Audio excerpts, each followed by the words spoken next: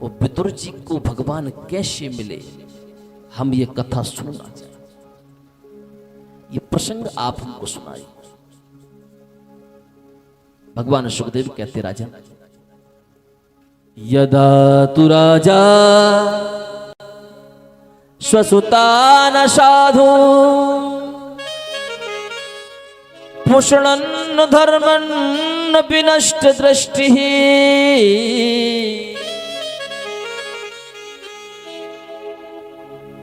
हस्तिनापुर के राजा हैं धृतराष्ट्र। अब जिस क्षेत्र का राजा ही अंधा हो, वहां की प्रजा कैसे दुनिया को देख सकती है।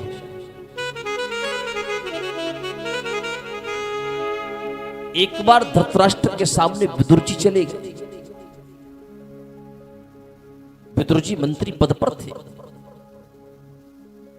विदुर जी ने धृतराष्ट्र से कहा, राजन, मैं आपका भाई हूं, इसलिए आपके पास नहीं आया। मैं आपका एक मंत्री हूं, इस उद्देश्य भी मैं आपके पास नहीं आया। मैं एक नागरिक हूं, नागरिक होने के कारण मैं आपके पास आया हूं और मैं आपसे कुछ कहना चाहता हूं। धृतराष्ट्र ने कहा, कहो क्या कहना चाहते। विदुर जी कहते हैं, त्यजेदेकं कुलस्यार्थे कुलम ग्रामस्यार्थे त्यजेत, देशस्यार्थे त्यजेदेकं आत्मार्थे सर्वं त्यजेत। महाराज, यदि एक प्रदेश से संपूर्ण भारत देश संकट में हो तो उस एक प्रदेश को नष्ट कर देना चाहिए। उसको नष्ट करने में पाप नहीं लगता। एक प्रदेश में, एक नगर के रहने से सारा प्रदेश संकट में हो तो उस एक नगर को नष्ट कर देना चाहिए, उसमें पाप नहीं लगता। एक नगर में एक परिवार के रहने से संपूर्ण नगर संकट में हो तो उस एक परिवार को नष्ट कर देना चाहिए, उसे नष्ट करने में पाप नहीं लगता। महाराज, एक परिवार में एक व्यक्ति के रहने से सारे परिवार के लोग असंतुष्ट हों, सारे परिवार के लोग नाराज हों, सारे परिवार के लोगों को भविष्य अंधकार में हो तो ऐसे एक व्यक्ति को नष्ट कर देना चाहिए, उस व्यक्ति को नष्ट करने में पाप नहीं लगता। आत्मार्थे सर्वं त्यजेत, भले ही वो हमारी आत्मा से भी अति प्रिय क्यों ना हो। धृतराष्ट्र ने कहा कि मैं समझा नहीं, तुम कहना क्या चाहते। विदुर जी ने कहा, महाराज मैं ये कहना चाहता हूं, आपके 100 बेटे, एक बेटी है, एक आपका दामाद है, लेकिन 100 बेटे, एक बेटी, एक दामाद के बीच में आपका एक बेटा दुर्योधन ऐसा है, यदि आपने इसका त्याग नहीं किया तो ये आपके 99 बेटों को और आपके दामाद को ले डूबेगा। यदि आप चाहते हैं कि आपके 99 बेटे सुरक्षित रहें, आपकी बेटी सदा सुहागिन बनी रहे, तो आप अपने इस बेटे का परित्याग करो। इतना जैसे ही विदुर जी ने कहा, पीछे से दुर्योधन आ गया। दुर्योधन ने जैसे विदुर जी की ये बात सुनी, दुर्योधन आग बबूला हो गया। विदुर से कहता, रे दासी पुत्र, मेरी ही कृपा से तुझे मंत्री पद मिला है और तू मेरे पिता के सामने मेरी ही निंदा करता है। आज से तुझे यहां पर मंत्री पद रहने के लिए कोई जगह नहीं है, निकल जाओ। श्रीमद् भागवत महापुराण की कथा कहना चाहते कि जो व्यक्ति स्वाभिमानी होता है वो व्यक्ति सब कुछ सहन कर सकता है,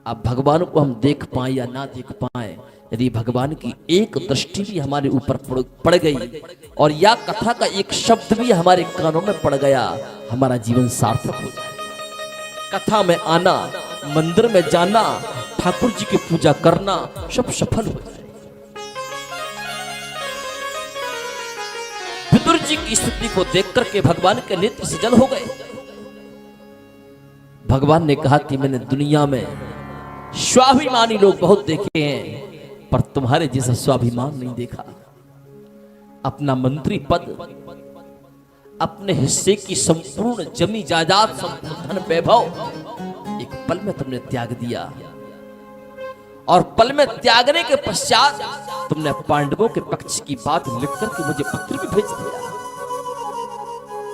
भगवान ने वहीं पर कसौटी कस ली कि जिस भरी सभा में दुर्योधन तुम्हारा अपमान करके गया है, मैं पांडवों का शांति दूत बनकर के भले ही आया हूं, लेकिन पांडवों की बात तो मैं बाद में करूंगा, लेकिन आज यदि मैं तुमको सम्मान दिला करके नहीं गया तो मुझे भी द्वारिकाधीश मत कहना। विदुर जी भगवान का संकेत समझ गए। दुर्योधन दौड़ा दौड़ा आया, भगवान का हाथ पकड़ लिया, बोले मैंने इतनी तैयारियां की, ये स्वागत में पैसा खर्चा मैंने किया, और देख रहे हो किसी दूसरे को, चलो मेरे साथ। भगवान का हाथ पकड़ करके दुर्योधन अंदर ले गए। हजारों राजा महाराजा बैठे हैं, जाकर के भगवान को बैठे, सारे के सारे प्रजावासी पीछे से आ गए, उनमें विदुर विदुरानी भी आ गए। दुर्योधन ने भगवान से पूछा, आप क्यों आए हो? आने का कारण क्या है? आप जरा विचार करिए, कोई व्यक्ति आपके घर आए, ना आप उसे जल पिलाओ, ना उसकी आप आने की कुशल क्षेम पूछो कि रास्ते में कोई परेशानी तो नहीं, कुछ भी नहीं। वो सीधे आप कोई व्यक्ति घर पे आकर के बैठे और पूछो क्यों भैया क्यों आए? व्यक्ति क्या सोचेगा कि शायद हमारा आना इनको अच्छा नहीं लगा, पर भगवान को वहां पर बुरा नहीं लगा। भगवान कहते हैं दुर्योधन वैसे तो ये पूछने का तुम्हारा अधिकार नहीं है, क्योंकि ये मेरी बुआ का घर है, मैं कभी भी आ सकता हूं और कभी भी जा सकता हूं, लेकिन फिर भी आपने यदि पूछ ही लिया है तो बाकी चर्चा बाद में करेंगे, पहले आपके प्रश्न का उत्तर ही दे देता हूं। मैं शांति दूत बनकर के आया हूं। मैं नहीं चाहता कि आपकी जीवन शैली में किंचित मात्र का भी उपद्रव हो। हे दुर्योधन, सारी दुनिया के लोग तुमको भले ही दुर्योधन कहकर के बुलाते हैं, लेकिन मेरी दृष्टि में तुम आज भी सुयोधन हो। दुर्योधन में और सुयोधन में बहुत अंतर है। जिसके जीवन में 2 नंबर का धन आवे, उस व्यक्ति का नाम है दुर्योधन, और जिस व्यक्ति के जीवन में सुंदर, सुचरित्र और ईमानदारी का धन आवे, उसका नाम है सुयोधन। भगवान कहते हैं कि दुनिया के लोग आपको भले ही दुर्योधन कहकर के बुलाते हो, लेकिन मेरी दृष्टि में तुम आज भी सुयोधन हो। दुर्योधन थोड़ा सा प्रसन्न हो गया। कुछ लोगों की आदत होती है, यदि उन लोगों के सामने थोड़ी सी उनकी तारीफ कर दी जाए, यूं फूल जाती है। दुर्योधन ने कहा हाँ हाँ, तो फिर कहो क्या बात? भगवान ने कहा कि पांडवों से आपका क्या रिश्ता है? दुर्योधन कहते हैं कि पांडव मेरे भाई हैं, मेरे काका के बेटे हैं। भगवान ने कहा ओह, चलो अच्छा हुआ, कम से कम आपने इस बात को स्वीकार तो कर लिया कि 5 पांडव आपके भाई हैं। अच्छा सुयोधन, एक बात बताओ, तुम्हारे पिताजी के पहले इस नगरी के राजा कौन थे? दुर्योधन ने कहा कि मेरे पिताजी के पहले यहाँ के राजा मेरे काका पांडु थे। भगवान ने कहा जब आपके काका पांडु राजा थे तो फिर आपके काका के बाद ही आपके पिताजी राजा बने हैं ना? बोले हाँ। भगवान कहते हैं दुर्योधन, न्याय की बात की जाए तो आदि संपत्ति के अधिकारी ये 5 भाई हैं और आदि संपत्ति के अधिकारी आके आप 100 भाई। ये ईमानदारी वाली बात हो। लेकिन मैं तुम्हारे साथ अन्याय नहीं होने दूंगा। एक काम करो, केवल 5 गांव पांडवों को दे दो और बाकी सारा का सारा धन और वैभव आप अपने पास रखो। इतनी बात जैसे ही दुर्योधन ने सुनी, आग बबूला हो गया, उठकर के खड़ा हो गया, भगवान के सामने उंगली बताकर के बात करने लगा। कहता कि सूचग्रे नहीं विदास्यामि बिना युद्धे न केशवा। हे केशव, बिना युद्ध के एक सुई की नोक के बराबर भी पांडवों को अधिकार नहीं मिलेगा। भगवान कहते हैं दुर्योधन, तुम किस मुंह से युद्ध की बात कर रहे हो? अभी तुमने युद्ध अपनी आंखों से कभी होते हुए नहीं देखा होगा। आपने अपने नाना और नानी से युद्ध की कहानियां सुनी हो। जहां पर युद्ध होता है ना, वहां पर खून की नदियां बह जाती हैं। जहां पर युद्ध होता है ना, वहां पर लाखों स्त्रियां विधवा हो जाती हैं। जहां पर युद्ध होता है ना, वहां पर करोड़ों बच्चे अनाथ हो जाते हैं। समाज में कोई पानी देने वाला भी नहीं बचता। जहां पर युद्ध होता है ना, कोई चिता में अग्नि देने वाला भी नहीं बचता। इसलिए दुर्योधन, अभी भी वक्त है कि जो युद्ध करने का भूत सवार तुम्हारे सर पर है उसे उतार करके फेंक दो। पांडवों को 5 गांव दे दो। प्रेम से तुम भी रहो और प्रेम से 5 पांडव भी रहेंगे। लेकिन कहते हैं कि जिस व्यक्ति के जीवन में ईर्ष्या की अग्नि जलती हो, उसे भगवान की बात भी अच्छी नहीं लगती। जब जिसे भगवान की बात अच्छी नहीं लग सकती हो, तो उसे समाज के लोगों की, गुरु की, संत की, ब्राह्मण की, माता पिता की, भाई की बात भला कैसे अच्छी लग सकती है?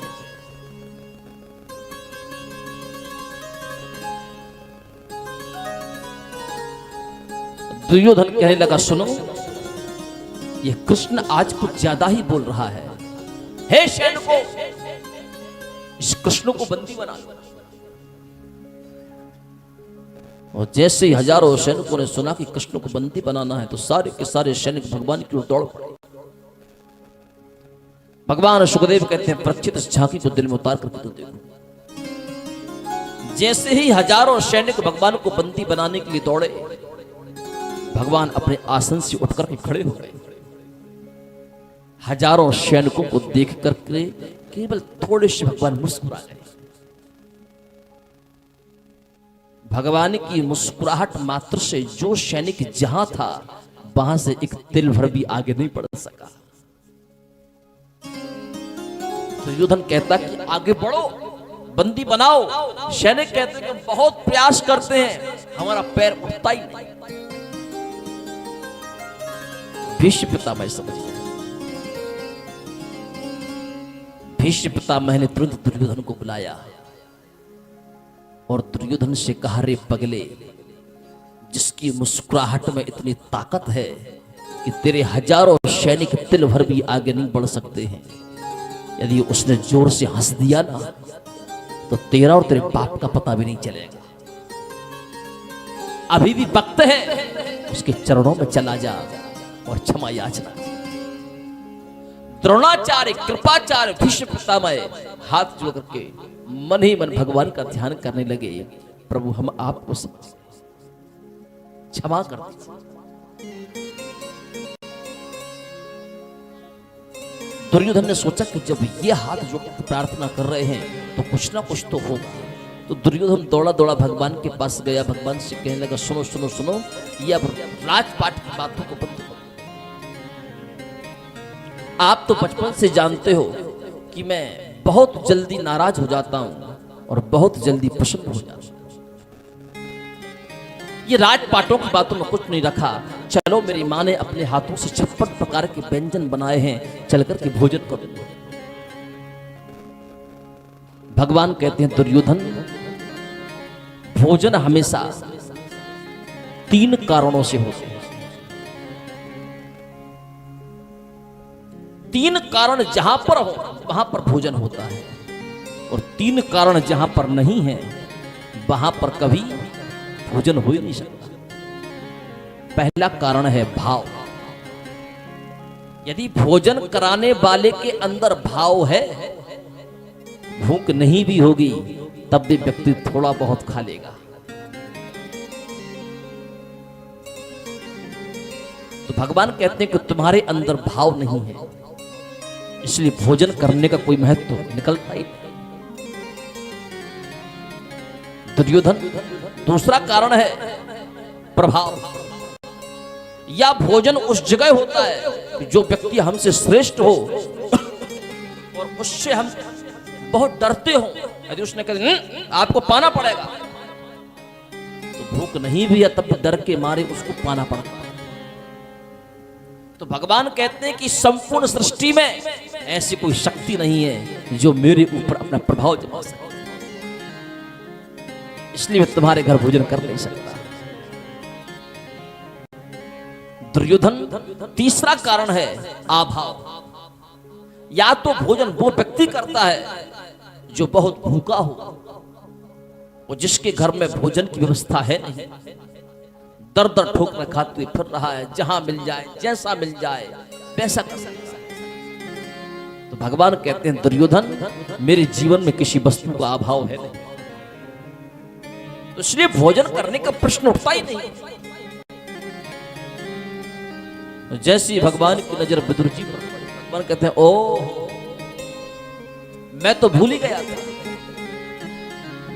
वैसे भी मैं आज आपके यहां भोजन नहीं कर सकता, क्योंकि मेरा निमंत्रण काका विदुर के घर पर है।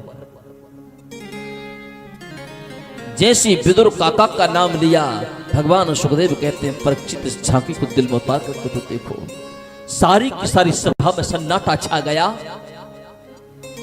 दुर्योधन के 56 प्रकार के व्यंजनों का तिरस्कार करके, जिसके पास रहने के लिए एक साबुत कुटिया भी नहीं है, भगवान कहते हैं कि मेरा निमंत्रण उसके घर पर है।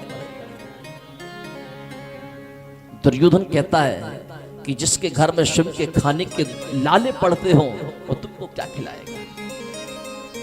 भगवान कहते हैं वो मुझे क्या खिलाएगा क्या नहीं खिलाएगा इस विषय को हम नहीं जानते, हम तो सिर्फ ये जानते हैं कि विदुर काका ने हमको निमंत्रण दिया है और उस निमंत्रण को स्वीकार करके हमको विदुर काका के घर पर जाना है। अब वो क्या खिलाएंगे क्या नहीं खिलाएंगे ये वो जानते हैं।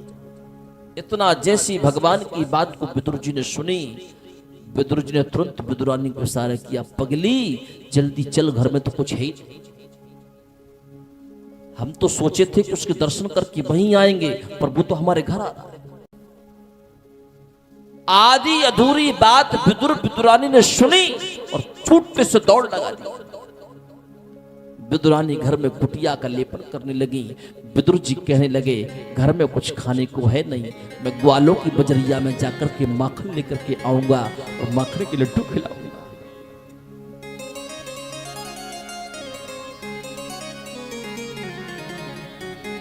जिस प्रकार एक भक्त भगवान के मंदिर में बिना चरण पादुका के पैदल ही चल देता है, आज उसी प्रकार भगवान भी अपने भक्त के मंदिर में बिना चरण पादुकाओं के चल पड़े। आज हरि आए विदुर घर पावना, आज हरि आए विदुर घर पावना, आज हरि आए विदुर घर पावना, विदुर घर पावना, विदुर घर पावना, विदुर घर पावना, आज हरि आए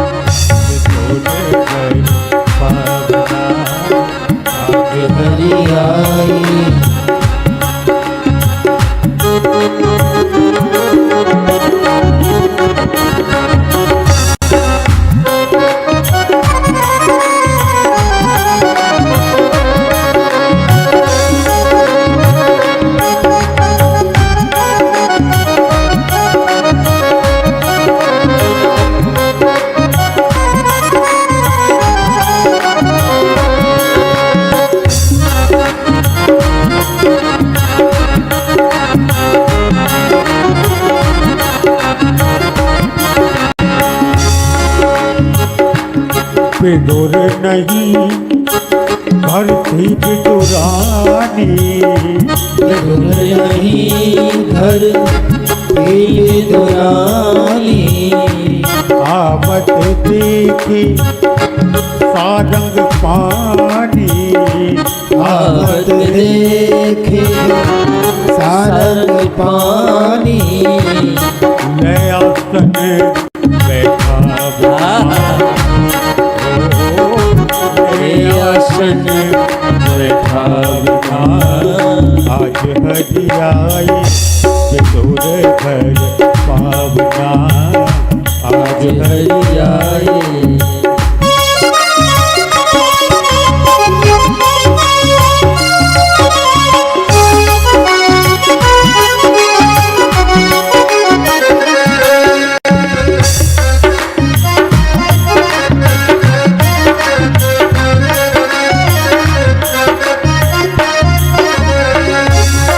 आवत ही हरि यही सुनाए हो, आवत ही हरि यही सुनाए हो। काशी जी हमें भूख सताए हो, काशी जी हमें भूख सताए हो। अरे साक पात कचुलावना, शादी कचुलावना। आज हरियाई विदुर घर पावना, आज हरियाए विदुर घर पावना। आज हरियाए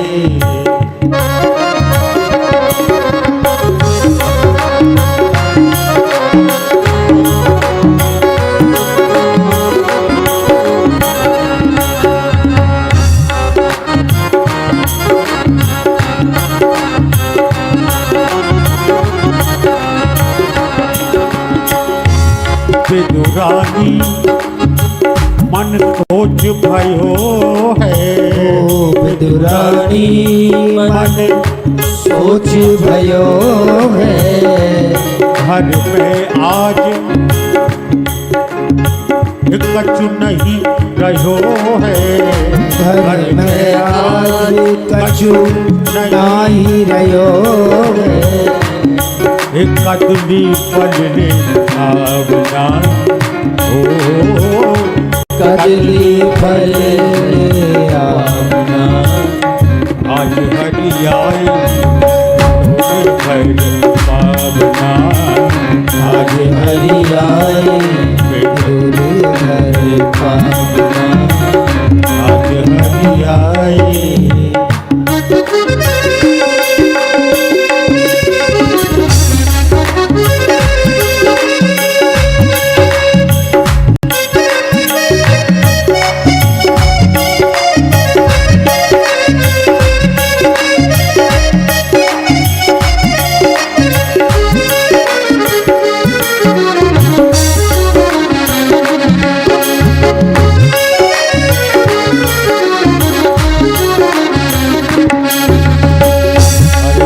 कदली कदली दूर गिराए हो, कदली कदली दूर गिराए हो। छिलके का प्रभु जी को भोग लगाए हो, छिलके का प्रभु जी को भोग लगाए हो। हर बड़े प्रेम से प्रभु पावना, ओ बड़े प्रेम से प्रभु पावना। आज हरि आए विदुर घर पावना दुर्जी आए इतने में भी विदुर जी आए विदुरानी हर पर बहुत रिसाए विदुरानी पर बहुत रिझाए विदुरानी पर बहुत रिसाए विदुरानी पर बहुत रिझाए घर की लाज गवाओ ना घर की हम आपके भूखे भाव बिना हर सब व्यंजन रूपे भाव बिना सब व्यंजन रूखे ऐसा स्वाद नावना ओ ऐसा स्वाद भावना आज हरि आए विदुर घर पावना आज हरि आए विदुर घर पावना घर पावना विदुर घर पावना घर पावना विदुर घर पावना आज हरि आए विदुर घर पावना आज हरि आए आज हरि आए विदुर घर पावना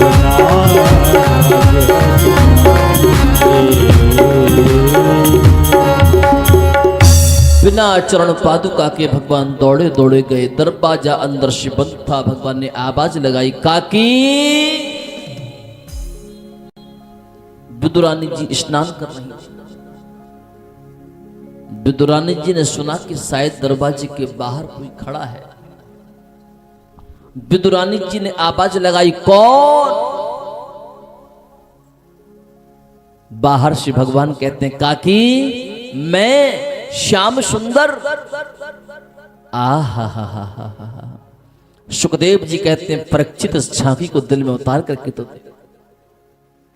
जैसे ही विदुरानी ने भगवान के मुख से भगवान के नाम को सुना, अब तो विदुरानी पागल हो गई।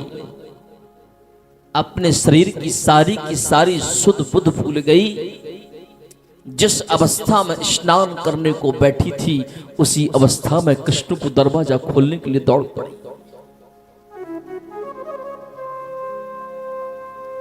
जैसे दरवाजा खोल करके देखा, चौखट के अंदर विदुरानी खड़ी है, चौखट के बाहर जगत पिता भगवान श्री कृष्ण खड़े हैं। भगवान ने अपना पीतांबर उठाया और विदुरानी के शरीर पर डाल दिया। विदुरानी जी ने तुरंत भगवान का हाथ पकड़ लिया और भगवान का हाथ पकड़ करके विदुरानी सीधे के सीधे अंदर लेकर के आई। बाहर क्यों खड़े हो, अंदर आओ।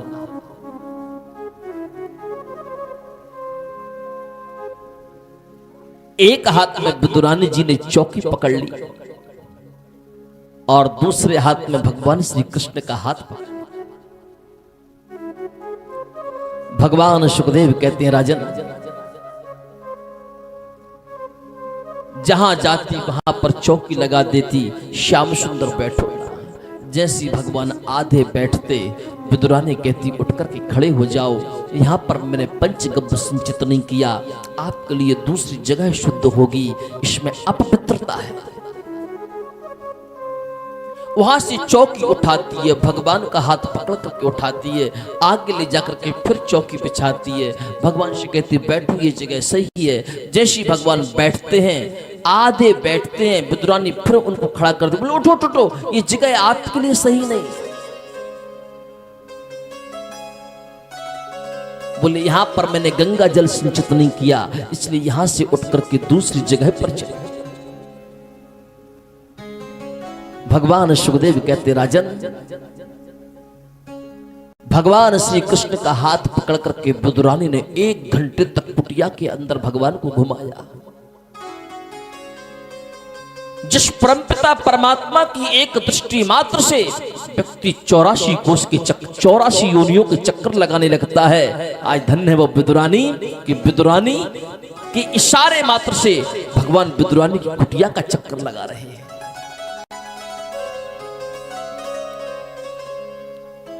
श्री सुखदेव जी कहते हैं, राजन अंत में जाकर के उस चौकी को उल्टी बिछा दी और भगवान से कहने लगे, ये जगह बिल्कुल पवित्र है, यहां पर आप बैठो, कोई अपवित्रता नहीं है। भगवान ने ना तो ये देखा कि चौकी उल्टी है, ना भगवान ने ये देखा कि चौकी सीधी है। भगवान उसी चौकी पर बैठ गए और कहने लगे, बुआ मुझे काकी मुझे बहुत जोर से भूख लगी है, जल्दी घर में जो कुछ भी हो मुझे ला करके दे दो, मुझे भोजन। विदुरानी कैसे कह दे कि घर में कुछ खाने को नहीं। विदुरानी दौड़ी दौड़ी कदली वन में पहुंची। कदली वन से केले के फल लेकर के तोड़कर के लेकर के आई, भगवान के सामने बैठ गई। टकटकी लगाकर के विदुरानी भगवान को देख रही हैं। अपने हाथों से केले के छिलके निकाल निकाल करके भगवान को खिलाती जा रही हैं और केले के फल फेंकती जा रही हैं। भगवान ने यह भी नहीं देखा कि मैं छिलका खिला रही हूं, मैं छिलका खा रहा हूं या केले के फल खा रहा हूं। जैसा विदुरानी खिलाती गई वैसी भगवान पाते गए। पाते पाते पाते पाते संपूर्ण टोकरी खाली हो गई। भगवान मन ही मन मुस्कुरा भी रहे हैं। विदुर जी ग्वालों की बजरिया से वापस लौट करके आए। विदुर जी ने आवाज लगाई, विदुरानी दरवाजा खोलो, वो छलिया आता होगा। विदुरानी अंदर से आवाज लगाती हैं, आता नहीं होगा, वो तो कभी का आज दरवाजा खुला है, आप दौड़ करके अंदर आओ। और जैसे विदुर जी अंदर आए, भगवान सुखदेव कहते हैं, परीक्षित केले का छिलका एक भी नहीं है, सारे के सारे फल बिखरे पड़े। विदुरानी की इस स्थिति को देखकर के विदुर जी कहते हैं, पगली तूने ये क्या कर दिया? छिलका एक भी नहीं है, फल ही फल पड़े हैं, सारे के सारे छिलके कहां गए? तूने श्याम सुंदर को छिलके खिला दिए क्या? जैसे विदुरानी जी ने पलट करके देखा, अब तो विदुरानी जी भी बहुत भयभीत हो गई। हे भगवान, साक्षात द्वारिकानाथ पहली बार हमारी कुटिया पर आए, मुझे क्या खिलाना था, मैं क्या खिला चुका। विदुर जी ने माखन के लड्डू भगवान के मुख में रखने चाहे। मानो विदुर जी कहते हैं, प्रभु क्षमा करना, हम अज्ञानी हैं, आपको आज तक कोई पहचान नहीं पाया। मनुष्य गलती करने के लिए ही जन्म लेता है, गलती मनुष्य नहीं करेगा तो कौन करेगा? केले के छिलकों को खाकर के आपका स्वाद भंग हो गया होगा, इसलिए आप माखन के लड्डू का सेवन। जैसे विदुर जी ने भगवान के मुख में माखन का लड्डू रखा, भगवान ने विदुर काका का हाथ पकड़ लिया। बोले, काका यदि आपको बुरा ना लगे तो एक बात कहूं? बोले, हाँ कहो। बोले, जो स्वाद काकी के केले के छिलकों में आया था, वो स्वाद आपके माखन के लड्डू में नहीं है। इतना जैसे ही कहा, एक ही क्षण में विदुर के अंतःकरण में वैराग्य आ गया कि 24 घंटे में कृष्ण कृष्ण कृष्ण कृष्ण जपता रहा, लेकिन मैं अपने हाथ का स्वाद कृष्ण को ना दे सका। अब इस संसार में नहीं, अब मुझे जंगल में जाकर के सत्संग करना होगा, और जब तक सत्संग नहीं होगा तब तक मेरे हृदय में भाव और मेरे हाथ में स्वाद प्रकट नहीं होगा। विदुर जी ने कहा कि अब मैं संसार में नहीं रहना चाहता, मुझे आप आज्ञा प्रदान करो। भगवान ने कहा, एक काम करो, तुम यहां से गंगा के पावन तट पर जाओ और वहां पर जाकर के मैत्रेय मुनि से आपका मिलन होगा, और मैत्रेय मुनि से जाकर के सत्संग। भगवान सुखदेव कहते हैं, परीक्षित आज विदुर जी मैत्रेय मुनि के पास, मैत्रेय मुनि से विदुर जी का मिलन हुआ। एक ज्ञानी भक्त है और एक भक्ति योगी भक्त है। जो मैत्रेय मुनि है ये परम ज्ञानी है, और जो विदुर जी हैं ये भक्ति की पराकाष्ठा से परे है। गंगा के संगम पर दोनों महात्माओं का मिलन होता है। यहां पर मैत्रेय मुनि विदुर जी से कहते हैं कि तुम परम सौभाग्यशाली हो कि उस परमपिता परमात्मा का दर्शन करके और उसको श्रवण करने के लिए यहां पर आए।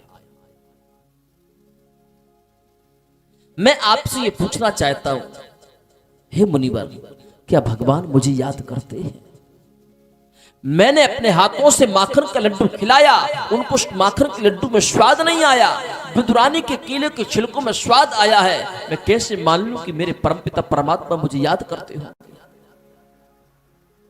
मैत्रेय मुनि कहते हैं, विदुर, मैं सच कहूं, भगवान ने 24 अवतार धारण किए। कृष्ण अवतार की जब लीला परिपूर्ण करके भगवान जाने लगे